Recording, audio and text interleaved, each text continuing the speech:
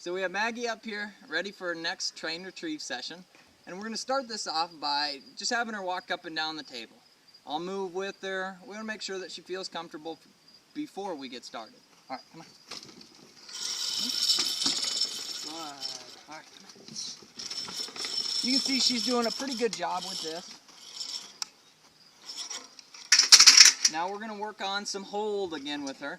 And she's already through the part where she's holding, she's held onto my hand. We moved to this piece of PVC as a dowel or whatever you want to call it. And she's pretty good at holding on to this. We're going to refresh her memory a little bit by starting with things she already knows. Hold. Good. Okay. Good. Yeah. Hold. Good girl. Okay. The new thing that we're going to introduce with her is walking now with the dowel in her mouth.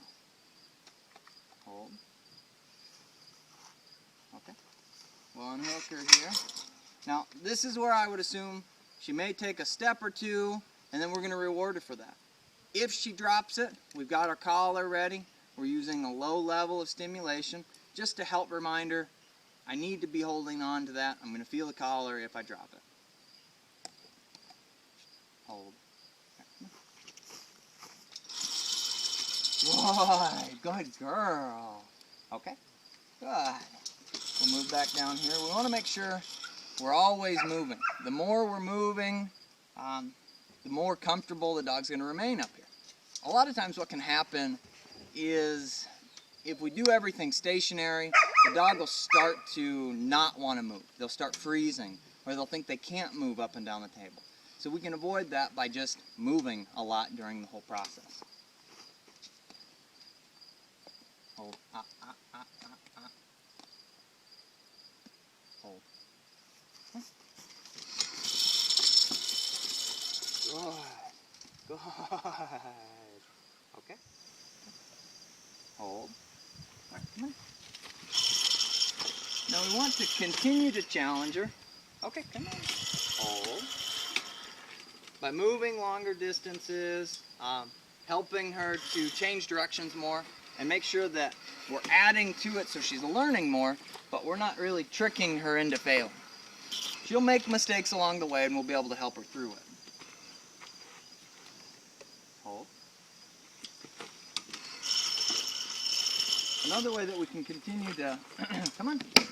Oh, she dropped it, so we'll go ahead and hit the button. And she's going to feel that collar until it's back in her mouth. Hold. Hold. Good. Okay. Now you can see there, I didn't ask her to move once I put it back in her mouth.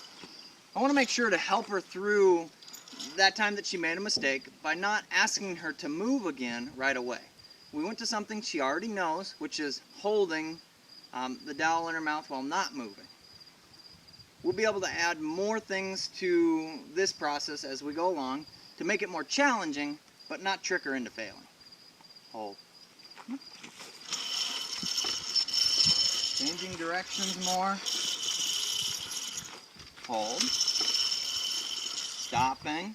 This will be a new thing for her. Feel the collar. What I was going to say is stopping and then starting again without taking it from her. She hasn't done that yet. Okay? But again, we're going to start her back at the beginning. In this session, we want to go until we know that she has accomplished something new and learned something new, but we don't want to push it too far or drag it on too long so that she starts to get bored or stops really enjoying what we're doing. Hold. So we won't make this last too much longer. Come on. Hold. We're going to try the start and stop deal. Hold. Okay, come on. Hold. Good girl. That was really good. Okay. Come on. Now, as we continue this with Maggie, the next step will be to change objects. We'll get something a little bigger or maybe just with a different texture. From there, we're going to want to start from the beginning, helping her to hold that new object from a stationary position. then start walking. We always want to build on things that we already know. We'll be able to move through the process faster, and she'll understand it easier. Stay tuned for the next video. We'll see you soon.